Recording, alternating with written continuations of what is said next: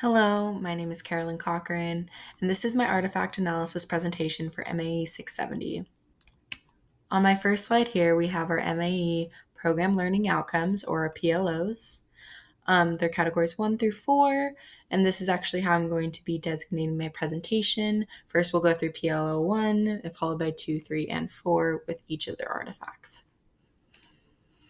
On this next slide here, I have my plan of study with our introduced, developed, and mastered content. And this is all listed in my table specifically. One thing to note, for my course progression, I did initially start taking my first class was ITL 600 through 608. Then I took MAE 610, and then I went back for more courses. So if you see those D's and M's closer to the center of my table versus the end, that's part of the reasoning, just because I had already had a couple of extra courses there. And yeah, that should be it. Let's get started. All right, so PLO 1. Integrate advanced approaches to instruction, assessment, and learning using digital tools and skills. Our first artifact we're going to be looking at is Assignment 1 Scavenger Hunt from ITL 600 Becoming a Teacher. This was my first class, and this was the first assignment that we had. In this assignment, it introduced the concept of utilizing a digital tool, the course catalog, to then further our learning of the program and its requirements, thus demonstrating the introduction of an advanced approach to learning and complying with PLO 1. So, the instructional approach used in this specific artifact was the process of using a online resource or the course catalog. As throughout this master's degree, I've become extremely familiar with using online resources, and I feel like this was a really good introduction part that was kind of branched in there for me to start off of. All right, for our next section of our PLO 1, our developed portion, I was using my ISTE standards poster that I completed in EID 600 Technology Foundations. In this artifact, I developed a digital tool to help inform instruction using ISTE standards for educators. The tool outlined parts of the ISTE standards that are focused on student-based learning. This artifact showcased a unique digital way to approach instruction of ISTE standards. This artifact represents a slightly more developed version of using online resources and combining them into an online product, as well as this is a digital resource I created with Canva. This was a great jumping off point for me get into our third my third section of PLO 1, our mastered content. For our mastered content for PLO 1, I chose Assignment 2A, Learning Map Stage 1 from ITL 608, Design and Process of Teaching. This was the fourth class I was in.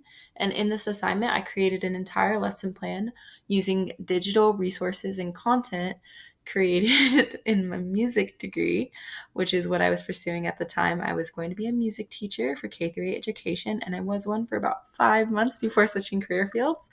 And so specifically in this assignment, I created an entire music lesson plan using online resources and tools that I then tailored into in my instruction.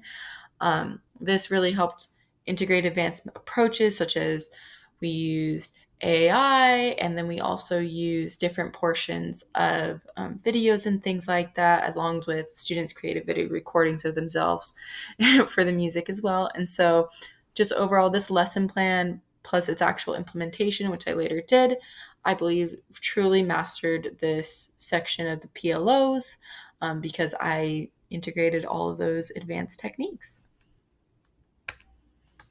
For our next PLO, PLO 2, this one is Design Learning Experiences that include learner characteristics, principles of customized learning, and assessment as learning. For our introduction to PLO 2, I chose my asset identification of 3 focus students from class ITL 604, Learners and Learning. This introduced the concepts of customized learning by identifying gaps and assets that individual students have. While this is not very much to go off of, the assignment itself was very simple. It required just observation of some online AI students that we were following. And then we then look at learning needs and characteristics based on them and then separated them into two groups. This qualified under PLO2 because it was all about the first steps of designing learning experiences that included the learner characteristics. So that first part of that is identifying learner characteristics in order to try to tailorize that customized learning. So I feel like this was a great introduction into PLO2. For the second portion of PLO2, developed, I went with assignment 3A, lesson plan rationale from ITL 606, Learners and Learning 2. And for this assignment, we developed a lesson plan that was based on learners' characteristics, including assessment that further developed the concept of individualized instruction. So once again, this just kind of builds off of the last one we did. So instead of me just isolating and looking at 3 students, I was instead building a lesson plan for a whole class. And then on top of that, adding in the learner characteristics important in my class that I then modified my lesson plan to be tailorized to those individual learners and to support them at their needs. I feel like this is definitely the developed portion of it. I was starting to get more into it and produce some result that I could then implement in the classroom. However, there was yes, it's my bad. It did include assessment. My bad. For the next part of PLO2 mastered, I'm going to use my practitioner research proposal for MAE 670.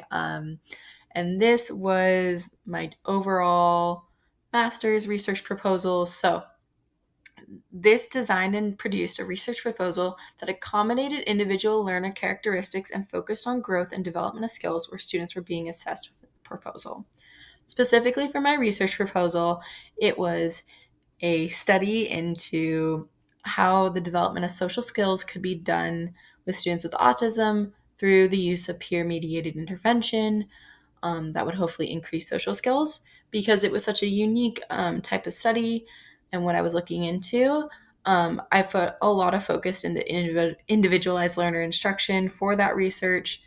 And so I feel like this really showed my mastery of the concept overall as a whole. All right, for our next PLO3, it says to apply practitioner research methods to study and inform instruction in traditional and digital learning environments. Let's get into them. So for PLO3 introduced, I chose Focused Observation 2 from ECE 652, Early Learning and Development. In this assignment, I used introductory practitioner research methods by doing focused observations that were then framed through the lenses of different learning theories. This involved research on learning theories and then applying that research into my analysis. I feel like this was a great way to introduce PLO3, because we want to take our practitioner research methods and then apply them in traditional and digital learning environments. Because there was an observation portion of this, I was able to take some of the research that I'd learned on my learning theories and then apply it to the specific observations I was seeing. And that was the result of my essay. And I think it came out really great. For our next portion of PLO3, the develop portion, I went with my essay I completed for ECE 654, Collaborative Partnership, Collaboration with Special Education and Service Providers. This essay was served as a kind of middle ground in between service providers such as OTs, physical therapists, and speech providers, and special education teachers to see what type of collaboration is going on and how we could improve it and really set it up for whole student success.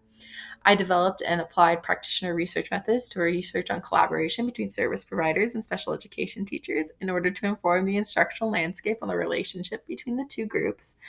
I found a lot of interesting findings from this, and I'm really happy I did this assignment.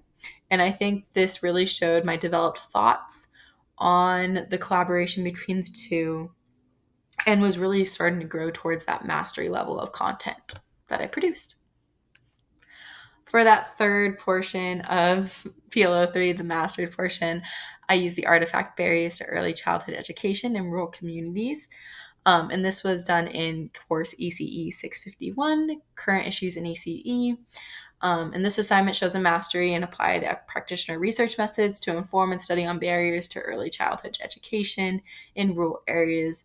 I was specifically looking at concepts such as Head Start and as well as just like other federally and state funded programs for preschool and things like that.